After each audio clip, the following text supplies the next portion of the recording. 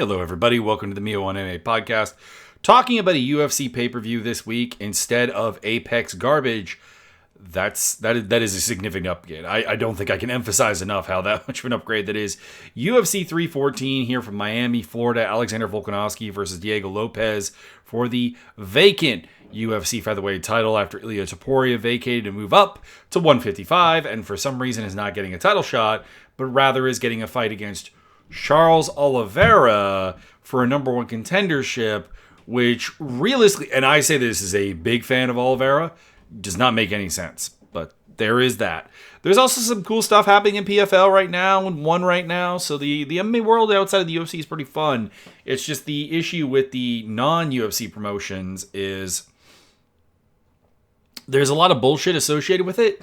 Like we kind of had that with the GFL, like probably going under, let's be honest here. I think they've canceled like 2 events, I think, as of the recording of this, or at least as of last I looked.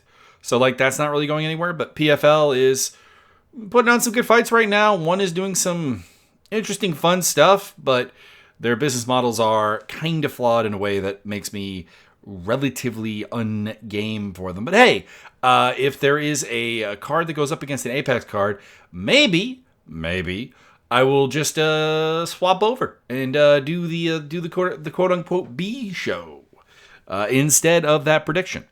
So there you go. This UFC 314 card it's a weird one in the sense that while I was researching it, while I was getting analytical with it, while I was trying to make picks with it, I wasn't super excited. And it's those kind of fights that where things are a little too simple or a little bit too, if this is happening and I don't know if this is happening, i.e. fighter is done, then there is a potential for this fight to break one way or the other. And I don't, as a general rule, like those because, well, they're a little bit depressing, honestly, because it means a fighter that I have come to acknowledge as relatively talented is falling off, which is not nice, but it is a function of time. And it also means that it's hard to just kind of pick, because like sometimes getting a fight right is just picking the time to like hop off the train. And this main event kind of like summarizes that nicely. I will also, but that being said, I'm looking forward to all the fights because in practicality, in watching them, they're going to be fun. Like, for example, in the co-main event, we have Michael Chandler versus Paddy Pimblett. From a analytical standpoint, an absolutely insane fight that I hated scouting. I just honestly did. But in the practicality of In the Cage, there is a way it could be really, really boring. But in all likelihood, run it 9 out of 10 times, we're going to get a fun, like, just absolute dumpster fire of a fight that is going to be, like, something to watch over and over again because it's that kind of dumb thing. But scouting for it is, that's a tough one. That is a tough one. So, there you go.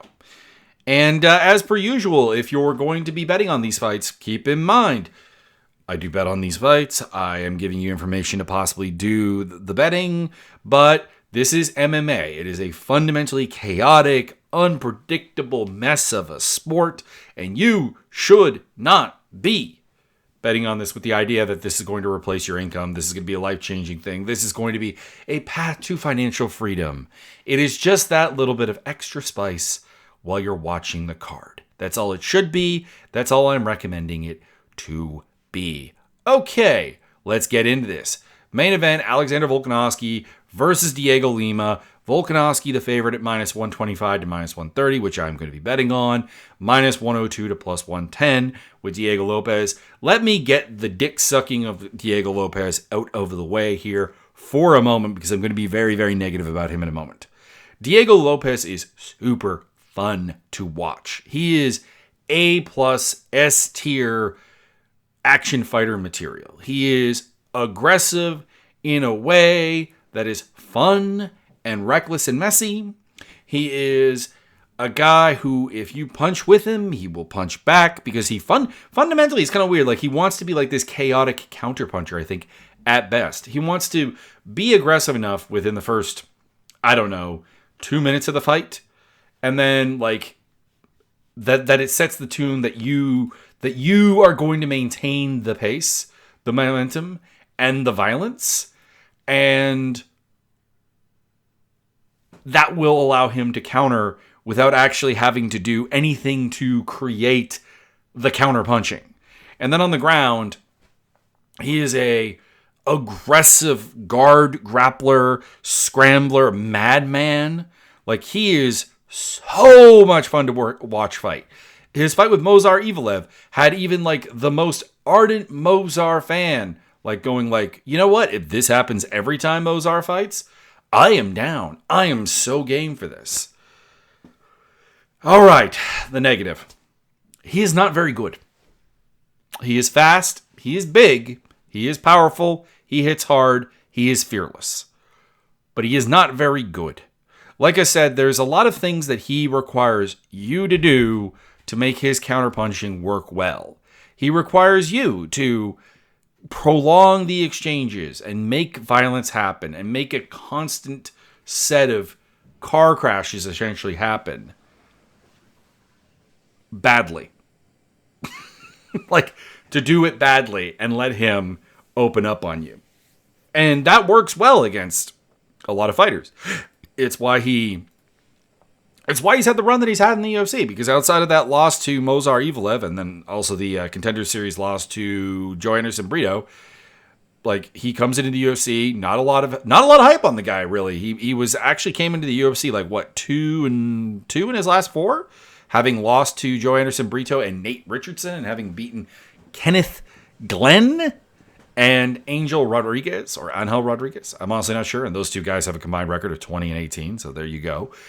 It was kind of like, what's this guy doing here? Really, he lost on Contender Series. This is kind of a waste. But then he had that fight with Movsar Evloev, which he lost, but was fantastic. And then he had the run where he subbed Gavin Tucker, knocked out Pat Sabatini, knocked out Sadiq Youssef, had the famous like 3-hour notice fight with Dan Ige and then Brian Ortega. And those two fights are kind of my problem, though, is that when presented with people who didn't have a very, very obvious exploitable weakness, with Gavin Tucker, it's the fact that Gavin Tucker is honestly kind of old. Like, I know Gavin Tucker hasn't been around very long. Like, he made his UFC debut, what was it? Where was it?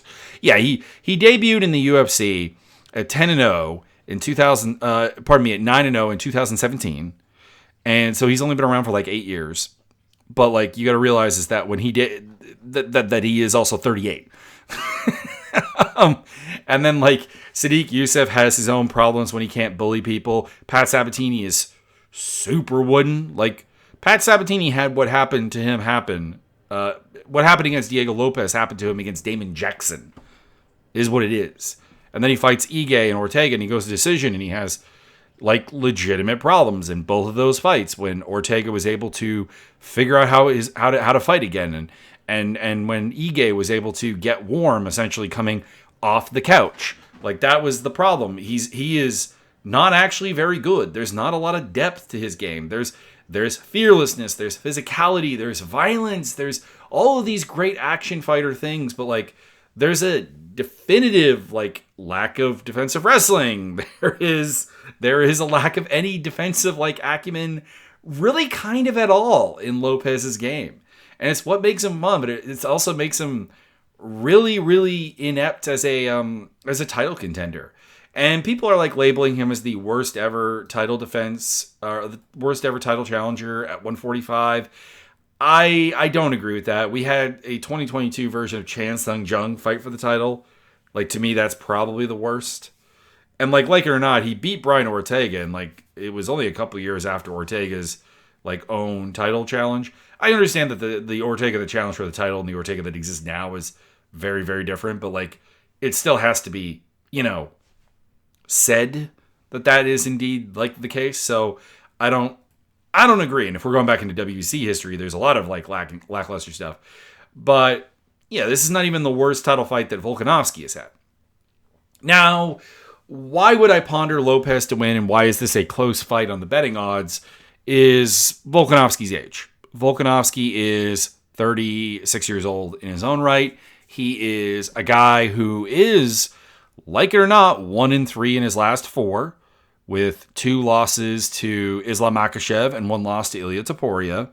And some signs in the Topuria fight were that maybe Father Time is catching up with him. He was uncomfortable on the back foot at times with Topuria. He was sloppy in some of his footwork. Things that were there before but are becoming more and more exploitable, I think, is the problem.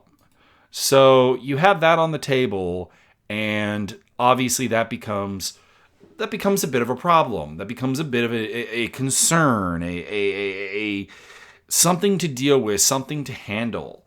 And that is the concern. But like realistically, if we assume that Volkanovski is only losing because he's fighting Topuria and Makhachev, and that the Volkanovski that took Yair Rodriguez apart, for example, is still fundamentally in existence, then there are multiple paths to victory here. He can win on the back foot against Lopes. He can win by pressuring Lopes and taking him apart. He can win by smash grab wrestling him.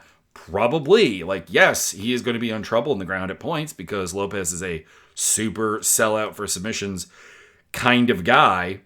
But like at the same time, like Movsar Evloev was able to survive with him. And, Volkanovski has survived with the likes of Brian Ortega on the ground in some very, very bad positions. So like that is also a pathway to victory. So if we assume, and I am assuming that Volkanovski at 36 years old, he's not the Alexander Volkanovski that is the best featherweight in the world and possibly the best fighter in the world anymore. That door is closed. That milestone is passed. But that he is still like a top 5 guy in this division. And that there are very, very few people I would pick against him. In fact, there honestly still might be none. Because I look at the rankings at featherweight and it's like, with Topuria gone, who am I picking to beat him? And I don't know that there is anybody. So I am hoping that Volkanovski comes out here, comes in with a good game plan, adaptability, the ability to take apart the defensive gaps in Lopes's game, and obviously eat some shots. Like that the chin is still there, and that he can handle things on the ground. I would like a comprehensive beatdown of Lopes, honestly. Again, I like Lopes. I will be cheering for him, and I am not going to be sad if he's champion. But I do believe that there are just significant limitations in his game that should lead to a loss at this level. That's what I think. So I am going with Alexander Volkanovski to win a decision, and I am betting on it. Michael Chandler, Paddy Pimblett. I flipped a coin on this fight. I was trying to come up with a pick on this fight. I really was. I was watching a stunning amount of film about these two fighters, trying to figure out, all right, Michael Chandler, super messy but athletic freak guy who is going to go out there and probably foul Paddy Pimblett 7 to 8 times in the first round. And then afterwards talk about being the American dream, the all-American kid. And after he's punched Pimblett in the dick and grabbed the fence or something. And he's the better fighter. He's the better athlete. He's the more serious fighter in his own way, because Paddy Pimblett gets really, really fat between fights. And I do believe that leads to the fact that when he gets tired, things fall apart. But I also firmly believe Chandler could shove his head into a submission hold and get tapped out, or get caught even doing something just dumb, because he's really durable, but like he is defensively formless. Like I talked about Diego Lopez's defensive issues. Michael Chandler is on a different level of like, my God, this is terrible. This is bad. This is horrible. If Michael Chandler was not a phenomenal athlete, he would not be a UFC fighter. Like there are guys that are like good athletes in the UFC, and you look at them and their game is structured in a way that it's like, all right, if you were like an average level UFC athlete, you would still be here. You wouldn't be as good, obviously. You'd be slower, you'd be less explosive. But you'd be here. Chandler is the definition of like, you absolutely would not be here. You are actively bad at every technical aspect of fighting, except for wrestling, basically. And even the wrestling is sometimes questionable. So I flipped a coin. It came up Chandler. So I'm taking Chandler by TKO. But I don't know. It's going to be fun. But breaking this fight down just seems like a complete waste of time. Like, Chandler is a mess. He is chaos. And Pimblett is I guess I didn't talk about Pimblett's game really at all. Pimblett is a good grappler, but it's not backed up by like particularly good wrestling, and his stand up is not very good. Like he's big and it kind of it intimidates people, but like defensively he's just got his chin in the air ready to get banged. So like he's not very good. He probably could be better. Like they're both fighters who could be better if they just had like actual technical grounding, specifically in their striking, I guess. And they would actually be kind of monsters because they do have like some physical tools that realistically should be very, very good. And like, and the other thing is like, in spite of themselves, they are like, Chandler's been a top 10 lightweight, legitimately for a while, and now illegitimately because he's still, I think, holding that spot. And Pimblett is he top 15? Is he top 15 in the world right now? I don't know about the UFC rankings. Yeah, they got him number 11 on Tapology, so I imagine the UFC even has him in like the top 10. UFC lightweight rankings. Hit me here, please. Lightweight. Chandler is number 7, and Pimblett is number 12. Interesting. Tapology's world rankings actually have Pimblett higher than the UFC does. That's kind of got to be a first. But like, yeah, it's like Armin Tsarukyan, Charles Oliveira, Justin Gaethje, Max Holloway, Dustin Poirier, Dan Hooker, Michael Chandler, Mateusz Gamrot, Beneil Dariush, Renato Moicano, Rafael Fiziev, Paddy Pimblett, Benoit Saint-Denis, Grant Dawson, and Ignacio Bahamontes. That's the UFC list. And yeah, in terms of physical gifts, like Chandler is above a lot of the guys that are ahead of him. And in terms of potential, I'd actually argue that like Paddy Pimblett should be better than like Renato Moicano, for example. But because they're kind of dumb, it doesn't really happen. So that is the coins pick. I'm not taking any credit for that, but Chandler is my pick. He is the underdog. I guess it feels better to go with the underdog there than the upper dog. Bryce Mitchell versus Jean Silva. By the way, I don't think I read the odds there. Chandler plus 120 to plus 130. Pimblett minus 150 to minus 160. Then we have Bryce Mitchell versus Jean Silva. Bryce Mitchell plus 175 to plus 200. Jean Silva minus 225 to minus 265. Surprise is that wide because, I thought the Hitler vote would be for Bryce Mitchell. So Bryce Mitchell is a fun grappler. He's a decent kicker, but like his boxing is particularly bad and his defensive striking is particularly bad. The weird thing about him is that he seems to learn legitimately a lot during his fights. He is one of those few fighters that makes legitimately good adjustments as a fight goes on and then forgets those adjustments or thinks that they're not applicable to like any future opponent. It's very, very weird because if you look at third round Bryce Mitchell looks like a really good fighter. And then you realize that fighter doesn't really exist in the first and the second round unless he's dominating, unless he's like got somebody he can just lock down and grapple, or in the case of like Kron Gracie, someone who's even less of a striking threat than he is. Although, to be clear, he did get actually hit by Kron Gracie a couple of times, which is a bit disappointing. Jean Silva is the type of guy who I think should take advantage of the weaknesses. Don't get me wrong, there's a path to victory here. Silva has a weak defensive wrestling game. Charles Jourdain, of all people, was able to exploit it for like 3 takedowns. So if Bryce Mitchell does start to force like wrestling exchanges, lockups, clinch work, he'll probably get Silva down, and he probably can dominate him for a long time. But Silva's a good grappler, so hopefully that doesn't, prevent him from beating up a Nazi repetitively. And I think I can very, very fairly call Bryce Mitchell a Nazi. When you're going on the record defending Hitler, I'm sorry, you have in fact become a Nazi. It's not a political disagreement of values at that point. You are like actively on the pro-Nazi side. So I think I am very justified in saying that. So I am picking Jean Silva to TKO him to take advantage of the bad defensive options that Bryce Mitchell does possess and to capitalize on them. But there is a worry. There is a legitimate worry here that Silva does have some flaws and putting himself in a position that is vulnerable to getting taken down and not necessarily fighting those takedowns hard enough. So there's a path to victory here, I guess. Yair Rodriguez versus Patricio Pitbull. Rodriguez coming in as the minus 198 to minus 205 favorite. Pitbull plus 158 to plus 170 feels about right. I'm picking Yair Rodriguez by decision. I'm a big Pitbull fan, but he's coming into the UFC at 37. Like, if this were 5 years ago, let's go! Let's go! He's going for like a title shot at that point. But at the end of the day, he's coming in here giving up an exceptional amount of height and reach. It's a difference of, 5 inches of height and 5.5 of reach. Yair Rodriguez is an excellent kicker. Yair Rodriguez has lost a couple of fights, but like they're to Frankie Edgar, Alexander Volkanovski, Max Holloway, and Brian Ortega. Don't get me wrong, the Brian Ortega loss is very bad, but realistically, it has taken the top guys to beat this guy. That is the problem. He is an incredibly violent outside striker. He is actually a pretty competent wrestler. He is pretty competent in the box, and he does have good cardio, which he does need because he fights in a manner that does not in any way conserve said cardio, and he should just kind of overwhelm Pitbull.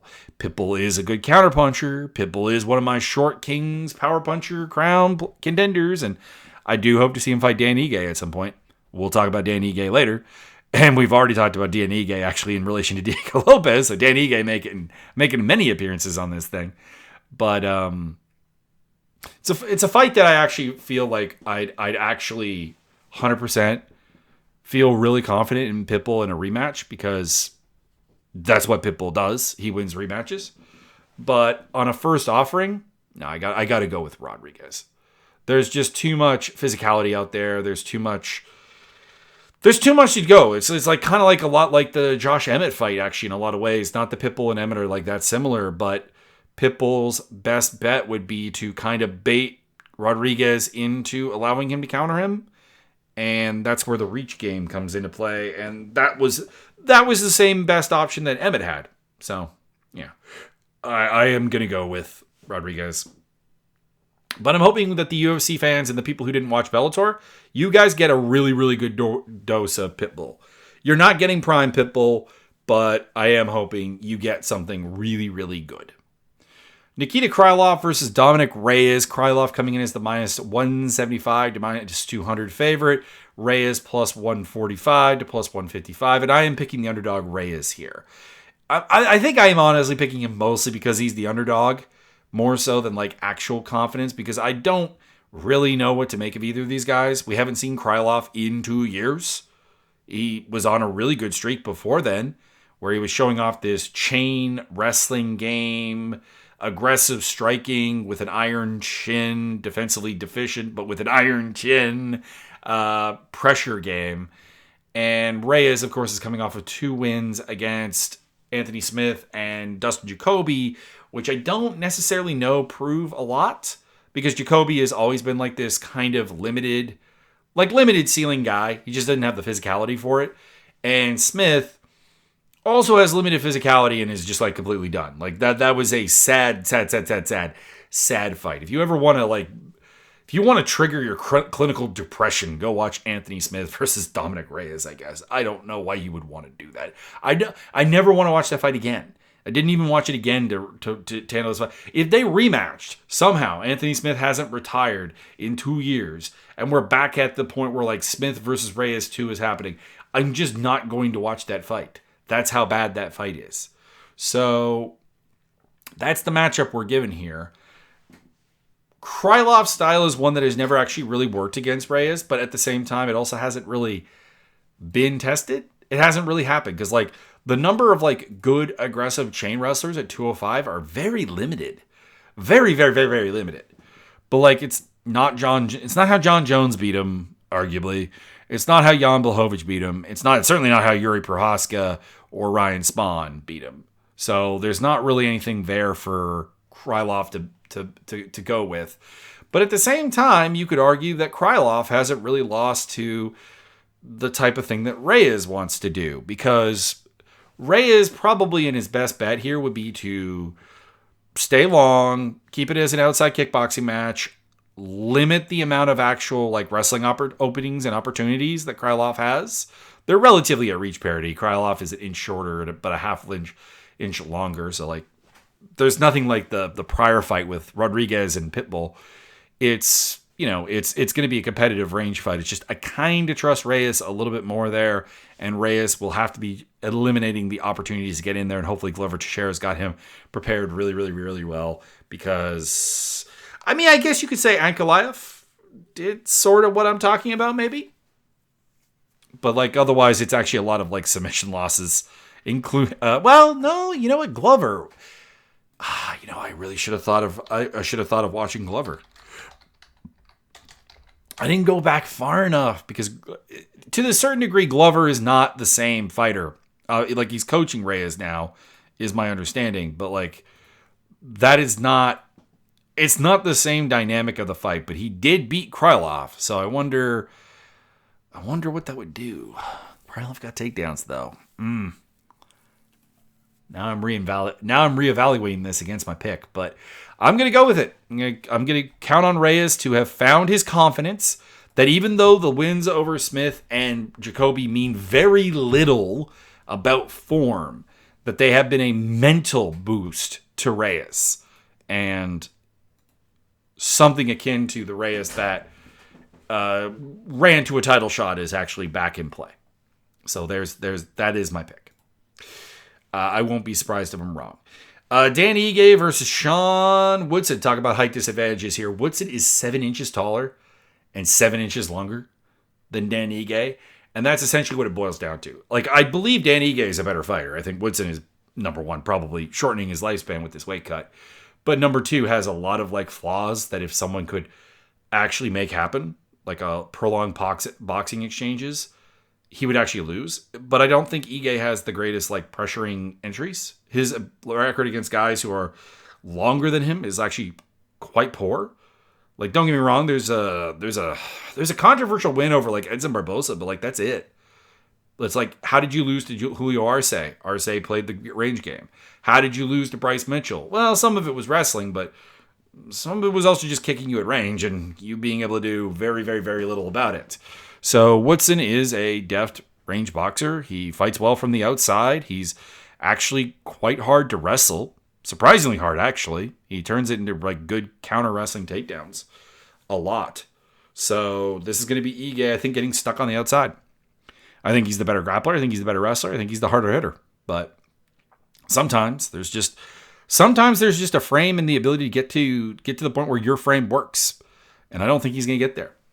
So I got Woodson by decision. He is the minus 170 to minus 175 favorite. That's a really tight odds line.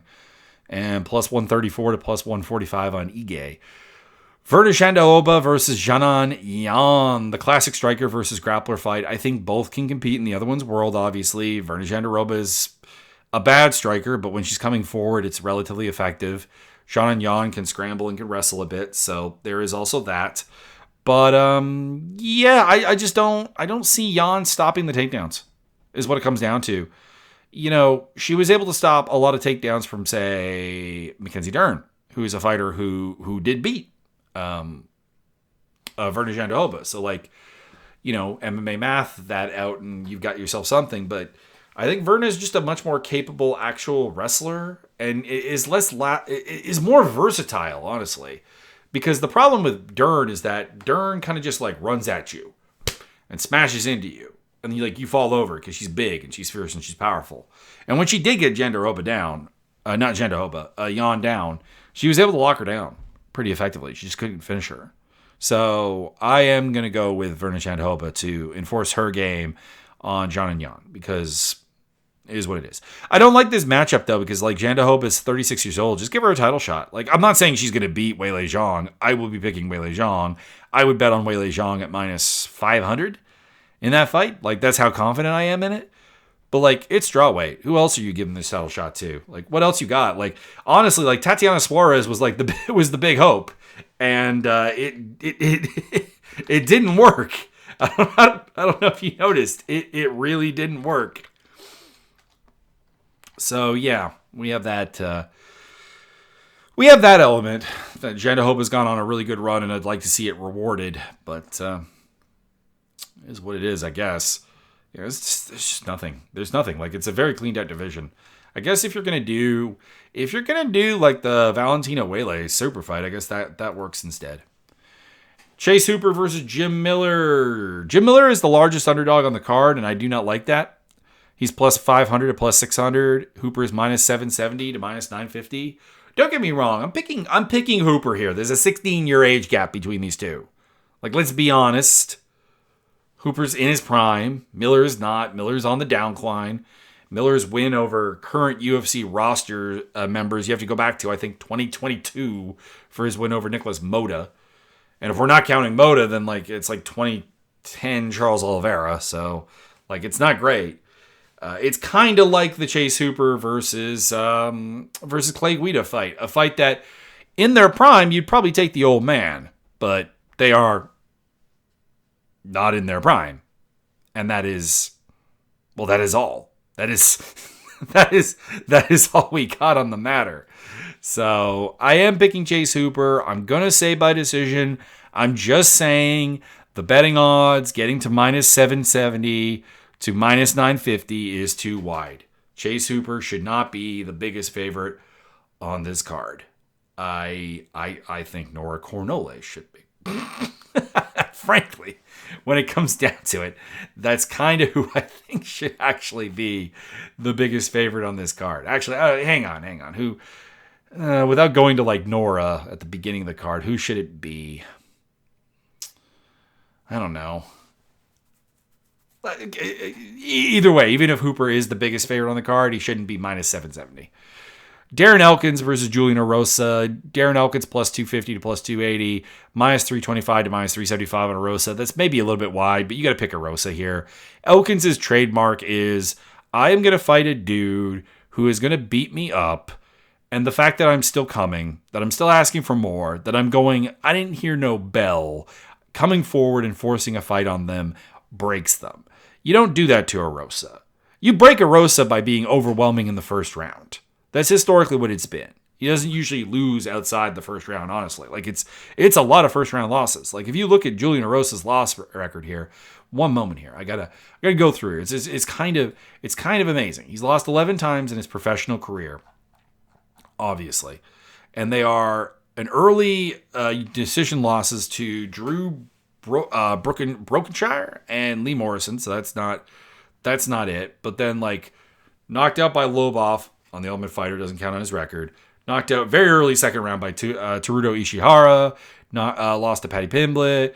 Knocked out in the first round by Bobby McIntyre. Knocked out in the first round by Devontae Smith. Decision loss to Grant Dawson. Knocked out by Julio Arce in the third round by head kick. That's a bit weird. Lost to Suwoi Choi, a.k.a. Sting, in the... not good with Korean. Yes, that is Sting. Okay. In the first round. Lost to Alex Caceres in the first round. Lost to Fernando Padilla in the first round. Now, he also wins in the first round a lot, but that's kind of the thing, is that if you're not going to overpower Erosa early, he kind of builds into the fight. And that's the absolute kryptonite for Elkins, because Elkins is relying on you falling apart, trying to beat his butt, and Erosa just won't do that. So Erosa, by decision, he is the better striker. He is probably the better pure submission grappler, although Elkins is probably the better technical wrestler. But I don't even necessarily think Elkins finds the wrestling a lot here. Erosa has a 3.5-inch reach advantage. He is 3 inches taller as well, 6'1" to 5'10". Also, to be honest, I've always thought the 6'1" on Erosa is an understatement. I've always thought he's taller than that. So there you go. So I've got Erosa. I'm pretty confident on that, but it does feel, I don't know, it feels a little bit weird to have that at minus 300. I honestly couldn't tell you that it's wrong. Cedricus Dumas versus Michael Oleksiejczuk. Dumas could win here. He has a very high ceiling. He's very physically strong, very athletic, very fast, very powerful, explosive, all of that stuff, all that traditional stuff you say. To be an absolute elite middleweight, he's just bad. He's structureless. His stand-up is horrible. His ability to get the fight to the ground is pretty good, but it's hampered by the fact that it's very, very obvious. And beating Dennis T. Lewin by decision and Abu Azaitar by decision and Cody Brunwich by decision are not great, because those are guys that usually get finished. If you got the dominant time that Dumas did against all three of those guys, you should be finishing. And he didn't. And Oleksiejczuk is coming in on a 3-fight losing skid, but losing to Kevin Holland and Michelle Pereira who are freaks, and Chara Bullet, who is not a great fighter by any means, but like is a he's a structured fighter with like a proper physical backing to it, is not losing to Cedric Dumas. So Oleksiejczuk worked the body, banged the body, worked the head, used the boxing, used the aggression, and just show no fear of like Dumas. And if Dumas hasn't developed actual skills, then Oleksiejczuk should TKO him. And to be honest, given the domestic abuse track record of Cedric Dumas, maybe we should hope that he never actually improves as a fighter. That might be a good idea. Oleksiejczuk is the favorite at -190 to -205. Dumas is +158 to +164. Close, should be. Dumas has far higher ceiling than Oleksiejczuk does. Sumu Darji versus Mitch Raposo. Sumu Darji is -170 to -180, +140 to +145 on Raposo. Sumu Darji is riding a 3-fight losing skid, and that's the only concern I have coming into this, because he's the more athletic guy here. He's the harder hitter. He's the taller fighter. He's the longer fighter by a long shot, 72 inches to 64.5. Actually, one of the largest reach disadvantages differences on the card. And he's a pretty good wrestler also, pretty decent submission artist guy. There's no real like super weakness for him. He just had a very competitive fight with Charles Johnson. Mitch Raposo's 0-2 in the UFC. Mitch Raposo is not physical enough to be a UFC level flyweight. I appreciate the effort he's put in. Like the fact that he's here is amazing. The fact that he's competitive with like Andre Lima is amazing. He tries really, really hard and he learns a lot. Like he is scrappy. He is scrappy as all hell. I have nothing but respect for Mitch Raposo. But he's not fast enough. He's not powerful enough. He's not strong enough. Like that's what it comes down to. He's not the athlete for this job. So if I assume Sumu Darji is in a decent place mentally, coming off of 3 L's, he should win this fight. So I've got him by decision. He is the favorite. Rightfully so. Tresean Gore versus Marco Tulio. Tresean Gore is +260 to +300. Tulio -350 to -410.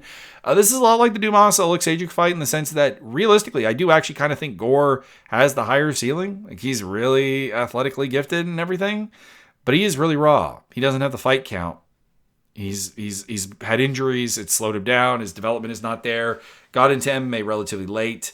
And beating Josh Fremd and Antonio Tricoli doesn't really do much for me. Tulio's not particularly great, but he is a slugger who likes to come forward with a fairly okay wrestling game and some creativity, some like spinning back fists and stuff. So like, you know, he's confident, he's comfortable, he's a violence grade fighter. So I have him by TKO here because I don't trust Gore to take the next turn. And like it's kind of the same with Haley Cowan in the opener against Nora Cornole. Cornole is -180 to -190, and we have Cowan coming back at +140 to +155. Cowan is clearly physical enough to be a really good fighter. She comes from the world of gymnastics, and I believe. And the problem just is she hooked up with the wrong gym. She hooked up with that Blitz. What is the actual gym name? I only know it for negative reasons because it's like her and Desiree Yanez, who I think would be both like way better if they were somewhere else. Blitz Sport MMA in Waco, Texas, I believe, is the answer. So like imagining this woman having like picked up like been at like Fortis or something. I think she could have been like really, really, really good, similar to Gore. Like a lot of like solid physical potential here, but her game is structureless. There's nothing she does. There's nothing she does super well. Is what it comes down to. There's no element of the game that she has down.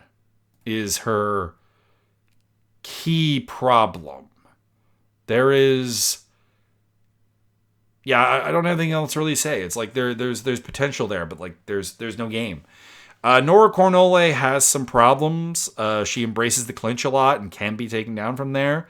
The Jocelyn Edwards fight was a particularly great example of that, and even the Melissa Mullins fight was a little bit of an example of that.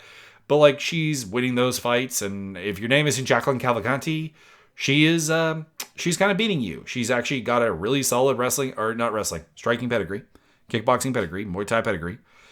She's violent in the clinch, violent in the pocket, and she's pretty good at range as well. So like, and she's not a bad athlete. It's not like Cowan's the better athlete of the two.